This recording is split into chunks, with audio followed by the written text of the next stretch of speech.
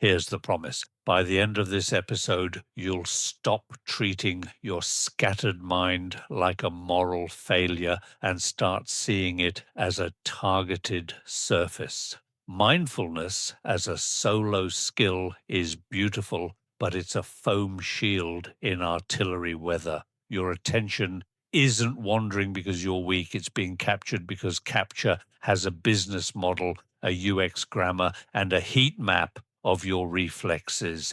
The modern stack doesn't merely request your gaze, it rents your nervous system by the minute and resells the exhaust. Calm apps teach you to breathe between salvos while the gun crews recalibrate. That's why you feel better for 20 minutes and bankrupt by noon. Attention is a war zone because the physics reward escalation. Platforms buy your spikes, outrage, or desire. Employers buy your always-on availability. Movements buy your indignation. And gurus buy your idealism. Everyone wants your bandwidth, and the cheapest way to get it is to make you reactive. Reaction annihilates discernment. Discernment is expensive to fake. So the world is tuned to keep you slightly terrified and slightly thrilled, anxious enough to click, proud enough to post, tired enough to comply. Mindfulness alone loses here because the field is asymmetric. You versus 1,000 engineers with A/B tests, dopamine heat maps, narrative tooling, and incentive structures that punish restraint. You can slow your breath, they can move the goalposts. This isn't an argument against presence. It's an indictment of single-player spirituality in a multiplayer extraction game. Keep your cushion, but if you don't learn to speak in the language of systems, governance, friction, constraints, norms, you will keep polishing your awareness while the world eats it. Welcome to the audit.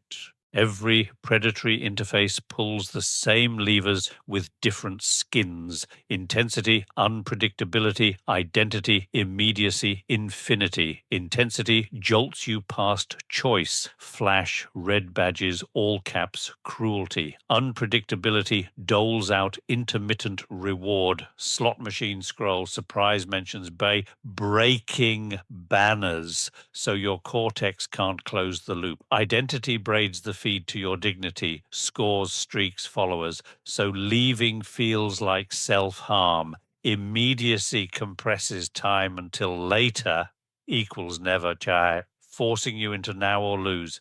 Infinity removes edges, endless timelines, autoplay next up, so the only off-ramp is depletion.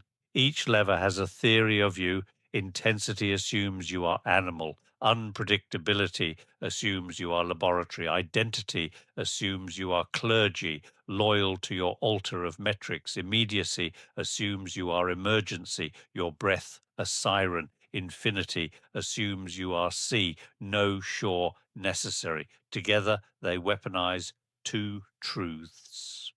Your brain loves novelty and hates social death. The capture stack wraps novelty in tribe and calls it meaning. Mindfulness notices sensations, thoughts, moods. Good. The stack edits contexts. It restructures the room. Notification architecture, doom-optimized headlines, parasocial proms, comment coliseums. You can watch the breath while the room keeps lying. Unless you can name and negotiate the 5 levers in plain speech, at home, at work, in movement spaces, you will keep mistaking coercion for your character. The most efficient trap is the one you defend as just how I am.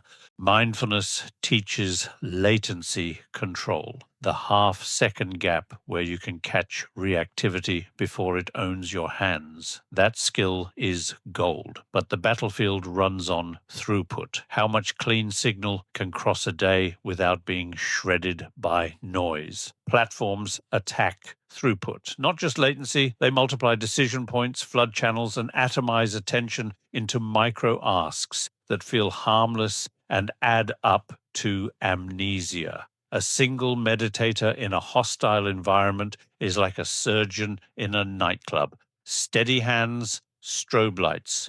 You can calm the hand. The room still misaims the cut. Meanwhile, you are told to be more mindful, as if the solution to strobe is morality. This is the trap. We moralize a physics problem, bandwidth, into a virtue pageant. You end up judging yourself for drowning in a river designed to drown swimmers. The better frame is compatibility.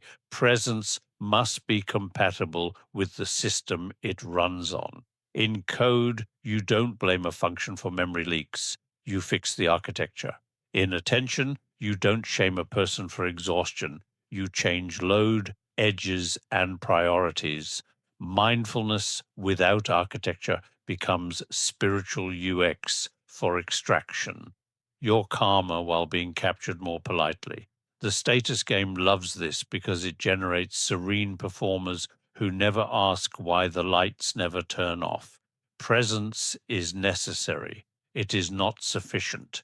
Without ops, you're just another bright soul in a casino.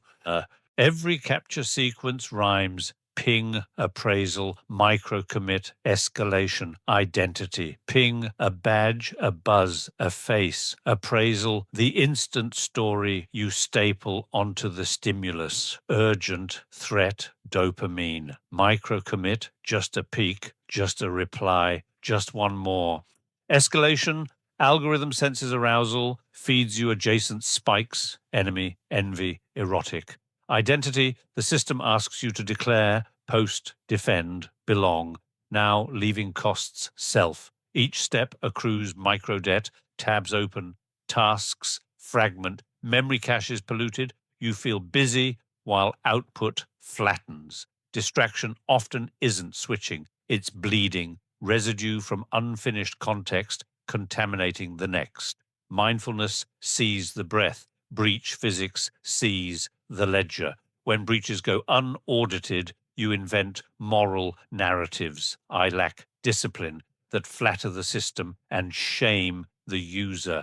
Here's the obscenity. Capture pipelines are optimized by teams. Your defense is outsourced to your willpower, which degrades under load. The pipeline wins, not because you are unspiritual, but because you are alone. In a sane world, rooms would be built to lower ping frequency, sober appraisal, raise the price of micro-commit cap escalation, and keep identity out of logistics. In our world, we confuse frictionless with humane and call it innovation. Frictionless is how people fall.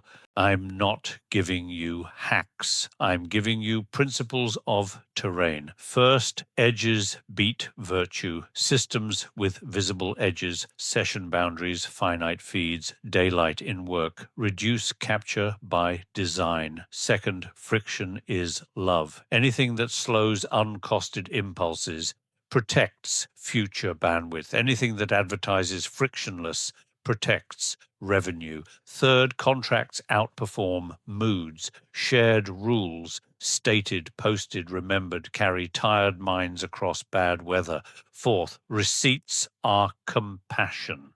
If a space consumes attention, it owes outcomes you can point at, otherwise it's theater. Defense in depth is not stricter breathing, it's governance around meaning. Who gets to ring the room, pings, what qualifies as urgent, appraisal norms, how small decisions are corralled, batching by design, where escalation is illegal, no outrage vending machines in sacred or mission critical zones, and how identity is quarantined from logistics, no performance metrics in the middle of repairs. These are not tips, they are cultural choices that demote adrenaline and promote continuity.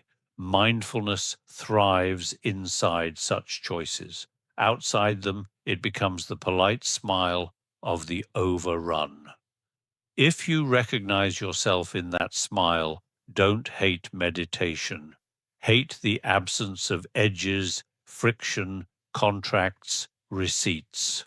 Then name them out loud in every room that borrows your hours. Modern workplaces are optimized for visibility, not value. Dashboards glitter, chats blink, stand-ups stack, an orchestra of pings masquerading as progress. The doctrine is speed, the sacrament is responsiveness. In this liturgy, concentration looks antisocial and silence looks uncommitted. So teams learn to rehearse presence while starving the only thing that moves a mission: deep, protected throughput. Mindfulness workshops arrive like scented bandages. People feel seen. Nothing changes. Why? Because the factory keeps paying for latency killers, constant context switches, tool proliferation, quick syncs, metric theater. Real reform is unglamorous. Fewer surfaces for interruption, cleaner ownership of nouns, calendars that tax meetings, reports that count finish over fumes. You don't need a guru to name that. You need leadership that isn't afraid of a quiet flaw. The outrage economy and the office share a heart. They monetize your reactivity. Movements copy this by accident, sprinting on slogans, burning out on signal. If your org can't publish when interruption is allowed, who owns which decisions and how focus gets defended? It doesn't need mindfulness training. It needs courageous ops, people willing to be unpopular in the short term so that work exists in the long term.